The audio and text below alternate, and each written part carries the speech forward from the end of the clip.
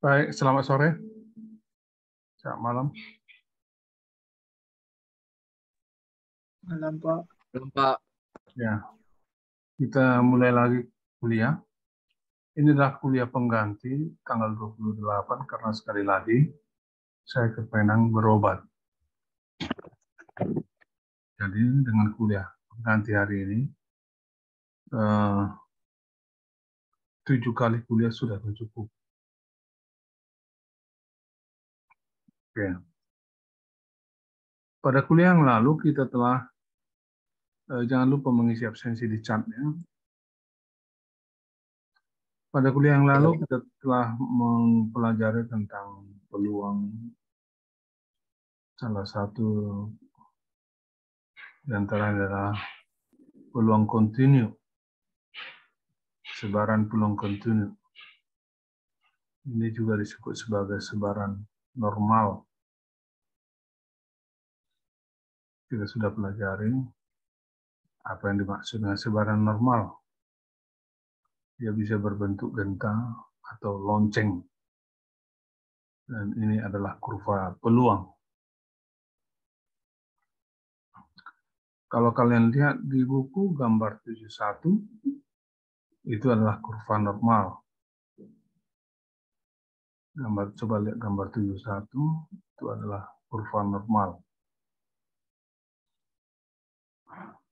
Kurva normal itu menjulur ke kanan dan ke kiri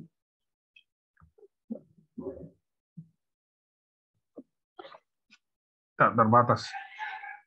Dalam dua arah tak terbatas.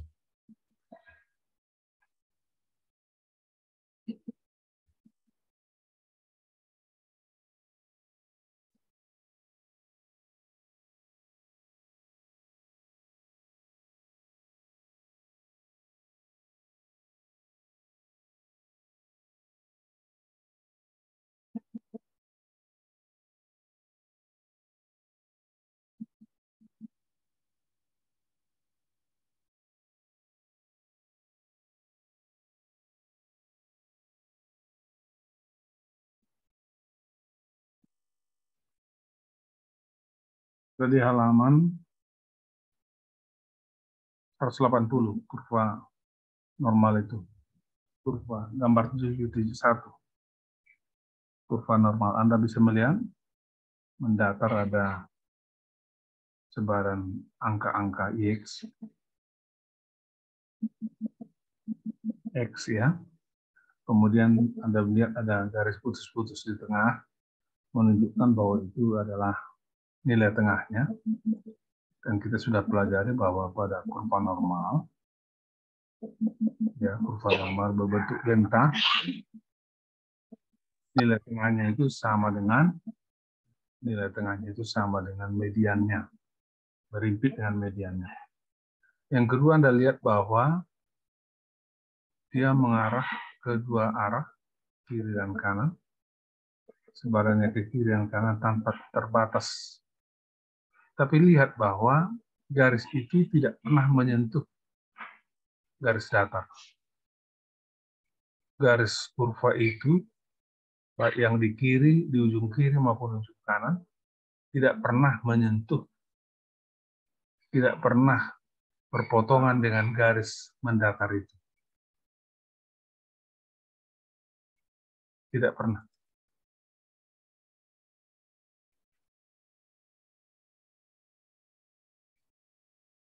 Nanti akan kita lihat bahwa meskipun tidak pernah menyentuh garis mendatar itu, kalau luas total dari kurva itu dianggap 100%. Ya. Dianggap 100% atau dianggap 1. Dan nanti akan kita pelajari pada kuliah yang akan datang. Dan perubahan acaknya adalah perubahan acak. Ada dari kalian mempelajari bab ini, materi ini perlu 1 sampai 3 kali pertemuan, karena ini akan menjadi dasar dari sesungguhnya statistika inferensial. Jadi membutuhkan waktu yang panjang ini dan membutuhkan juga keseriusan kalian mempelajarinya. Nah, berhubung karena UTS sudah dekat, saya berharap kalian betul-betul mempersiapkan diri dengan baik UTS-nya. Nah, saya akan membicarakan kisi-kisi dari UTS itu. Kisi-kisinya. Tidak berarti kami ini panitia pertama apapun tadi lebih konstitusinya bukan pertama kan modal kami lingkup pertama dari aku modal kami tersedia cuma 300.000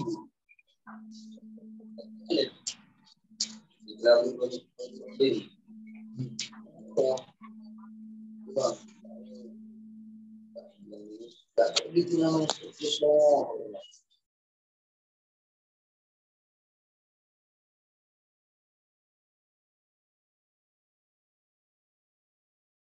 kisi-kisi tidak berarti bahwa itu adalah materi ujian itu, tapi bagaimana cara menjawab dari mata kuliah saya, ujian nanti, itulah yang ingin saya ungkapkan, dan ruang lingkup dari bahan UTS itu. Prinsipnya adalah semua materi kuliah kita menjadi bahan UTS, tetapi peluang dan sebaran normal belum masuk. Ya, peluang dan sebaran normal belum masuk. Jadi kuliah minggu yang lalu sampai kuliah hari ini tidak masuk dalam materi UTS. Nah, apa yang sudah kita pelajari? Itu sekalian kuasai luar kepala. Luar kepala, karena ujian yang akan datang adalah tutup buku, tutup catatan. Tidak boleh buka laptop, tidak boleh membuka HP, HP harus mati. Tidak boleh saling menyontek. Itu arti satu-satunya adalah kalian harus paham apa yang sudah kita pelajari itu dan menghafal, karena kepahaman itu maka rumus-rumus notasi-notasi tertentu hafal dan mampu mengoperasikannya. Apa rupanya yang sudah kita pelajari? Misalnya ada rumus tentang rata-rata populasi, rata-rata contoh acak, nilai tengahnya populasi, nilai tengah contoh acak, ada rumusnya dan kalian harus bisa menghitungnya. Jadi biasanya saya minta dulu, tuliskan dulu rumusnya, baru hitunglah misalnya nilai tengahnya.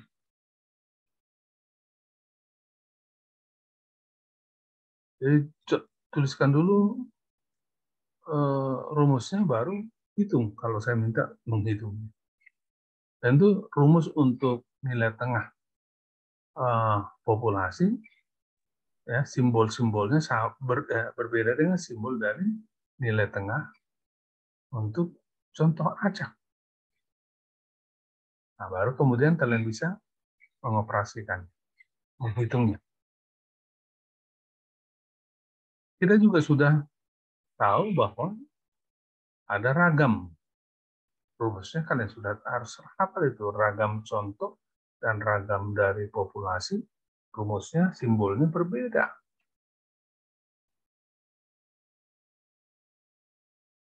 Simbol rumusnya berbeda, pembaginya juga berbeda antara populasi dengan ragam dan contoh acak.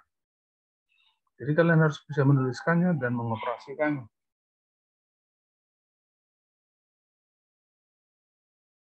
Nah, simpangan baku. Kita sudah pelajari apa gunanya simpangan baku.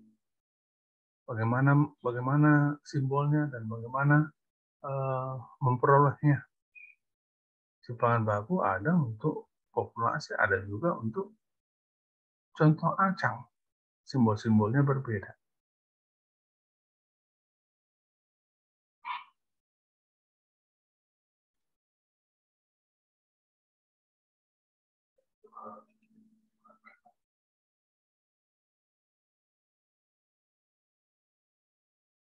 Sambil kalian buka dulu video kalian ya.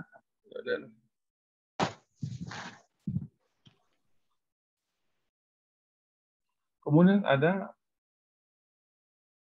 koefisien keragaman. Itu sudah kita pelajari juga.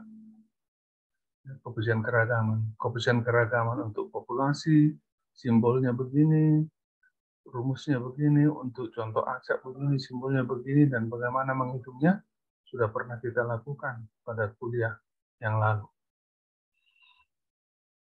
Jadi sekali lagi biasanya selalu saya minta, tuliskan dulu rumusnya, baru lakukan perhitungannya. Dengan demikian saya ingin pastikan bahwa kalian paham filosofi dari statistika itu, dari yang dibicarakan itu.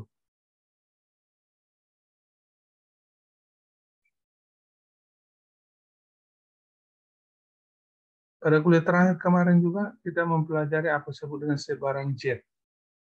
Sebaran jet.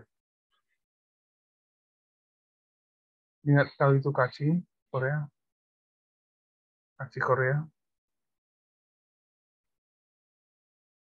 Kaci Korea?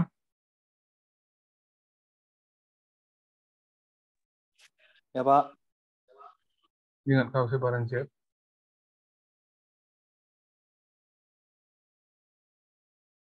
Gimana, Pak?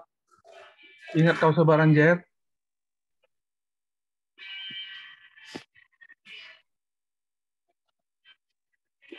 Lupa, Pak. Nah, syukurlah. Tetaplah. Lupakanlah terus ya. Syukurlah. Nah, kita waktu itu mempelajari bahwa ada seorang mahasiswa yang mengikuti mata kuliah ekonomi sekaligus juga mengikuti mata kuliah kimia. Dia mempunyai nilai tertentu di mata kuliah kimia dan dia mempunyai nilai tertentu di mata kuliah fisika, ekonomi.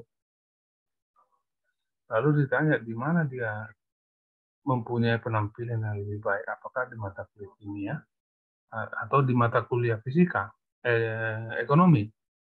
Nah, dengan menghitung sebaran Z, kita dapat membandingkan secara relatif di mana tampilan mahasiswa itu lebih baik. Apakah di mata kuliah kimia atau di mata kuliah fisika. Yaitu berdasarkan jauhnya dari simpangan baku. Nah, itu juga harus kalian tahu rumusnya, kalian tahu perhitungannya, dan baru kemudian kalian bisa bandingkan. Ini juga harus luar kepala. Nah, tadi sudah saya jelaskan juga kepada kalian bahwa data-data itu menyebar, ada menyebar ke kanan, ada menyebar ke kiri, ada sebaran normal, dan itu masing-masing mempunyai nilai pemahaman tentang rataannya dan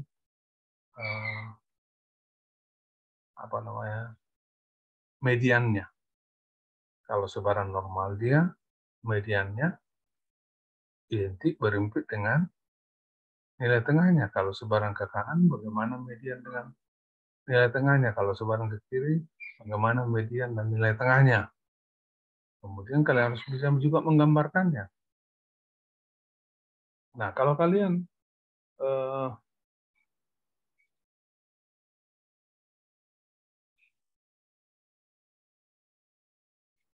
bisa menggambarkannya itu dengan gambar dan pengertian itu, termasuk pengertian dari sebaran normal. Sebenarnya tadi kita bicarakan sebaran normal itu hanya pengulangan dari definisi dari sebelumnya. Ya, pengulangan definisi dari sebelumnya. Jadi artinya sebaran sebelumnya sudah kita pelajari apa dimaksud dengan sebaran ke kiri, sebaran ke kanan, dan sebaran normal. Bagaimana dengan nilai tengah dan median. Oke. Jadi baik definisi sebaran ke kiri, ke kanan, dan normal itu sudah masuk dalam ujian kita, UTS kita yang akan datang. Kalian harus bisa menggambarkannya, menarasikannya dengan kata-kata, sehingga saya paham bahwa kalian mengerti apa yang dimaksud dengan ini. Gunakanlah nanti kertas dari fakultas, karena itu resmi. Jangan coba-coba membawa kertas sendiri. Kemudian gunakan pulpen berwarna hitam. Ya. Kalau menggunakan pulpen berwarna merah, itu karena banyak tulisnya jadi sakit mata. Ya. Jadi standar kita adalah pulpen berwarna hitam. Boleh ballpoint, boleh cair. Boleh ballpoint, boleh cair, boleh tinta. Itulah kira-kira kisi-kisi materi UTS kita untuk UTS yang akan datang. Buka dulu video kalian dulu. Buka dulu video kalian. Apa namanya? YouTube video. Kalau kupanggil kalian tidak menyahut, langsung menyatakan tidak hadir.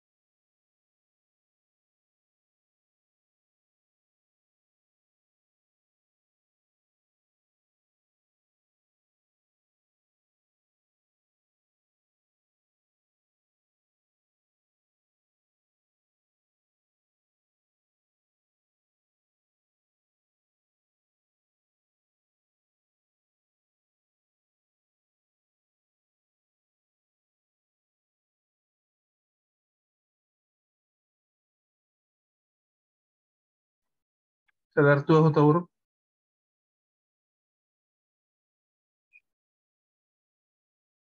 Saya, Pak.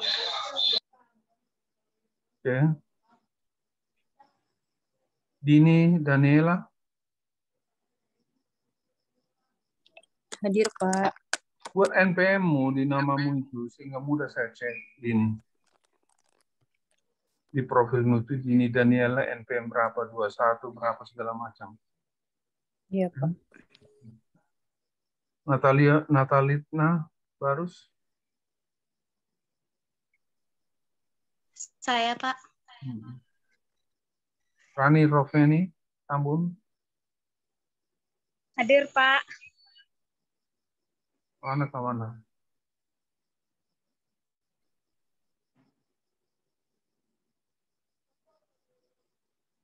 Hadir, Pak. Ya, ya. Sudah nih? Hadir, Pak. Oke. Palti Marulam. Hadir, Pak. Ivan Sitompul. Hadir, Pak.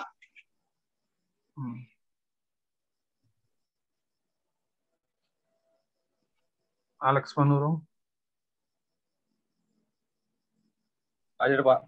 Hadir, Pak.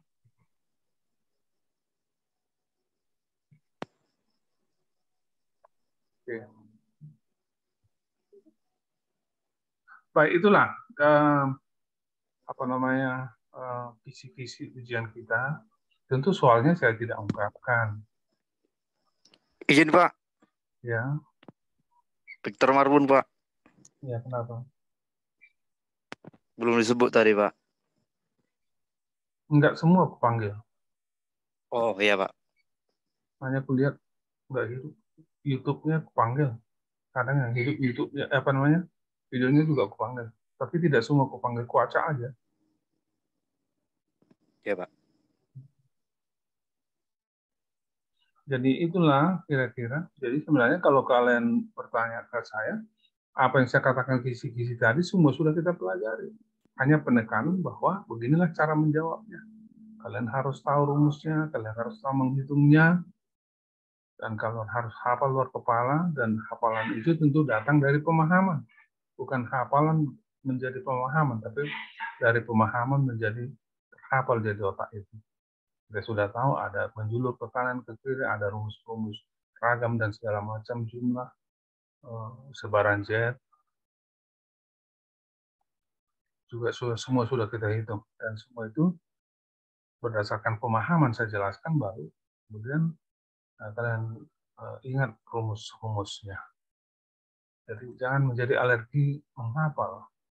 Menghafal itu jadi pemahaman dasarnya. Jadi bukan menghafalnya yang terutama, tetapi pemahaman yang dasarnya. Ada pertanyaan? Kalau tidak ada pertanyaan, kita akan tutup.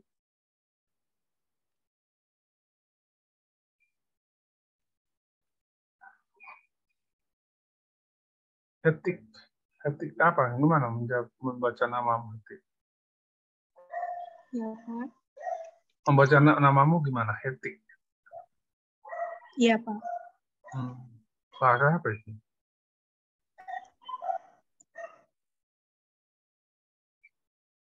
Brian Pandiangan?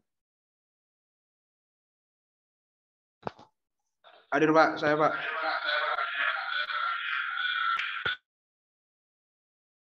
Baiklah, hari ini berarti hanya satu yang tidak hadir. Sesi yang saya panggil itu, ada kurasa 8 atau 9 orang saya panggil tadi. Satu yang tidak hadir yaitu Daniel Sitinjak. Daniel Sitinjak. Baiklah, kita akhiri. Selamat sore. Persiapkan diri baik-baik ya. Saya sudah begitu concern untuk kalian bisa. Sampai kisi-kisinya pun saya ungkapkan. Nah, saya berharap kalian bisa. Jaga kesehatan masing-masing, COVID masih ada. Oke? Baik, Pak. Doakan saya Pak. berobat. Doakan saya hari Kamis berobat ke Penang ya. Baik, Pak. Ya, Pak. Baik, Pak. Oke, selamat sore.